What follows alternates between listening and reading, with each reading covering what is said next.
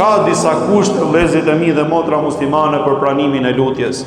E para, të lutet Zoti një dhe një vetëm, askush tjetër përveç tij.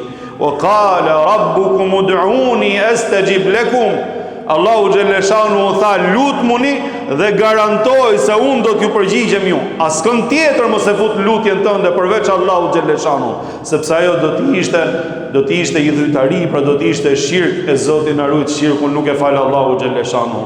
Fillim fare pra vendosën zemrën tatë se ai që meriton lutjen, këtë adhurim kaq të madh dhe kaq të bukur dhe kaq të mrekullueshëm është vetëm Allahu xhelle xhelalu një dhe një vetëm.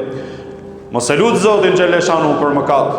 Nëse dëshira jote është diçka që nuk e pëlqen Allahu xhaleshanu, nëse është diçka që shkel norma, nëse është diçka që hyn hak dikujt, si mund t'ia kërkosh Allahu xhaleshanu që është më i drejti që të të ndihmojë ty, ti bësh padrejti dikush, ose ti hysh në hak dikujt, ose ti mohosh drejtën dikujt, ose të bësh mëkat, Zoti na ruaj me të ndihmuar Allahu xhaleshanu mëkat. Mos e lut Zotin për gjëra të cilat janë mëkat pra, por lutë Allahun xhaleshanu të largoj nga e keqja dhe nga mëkati, dhe lutë Allahun xhaleshanu për çdo dëshirë të bukur edhe të mirë, edhe për çdo gjë të cilën ta don zemra.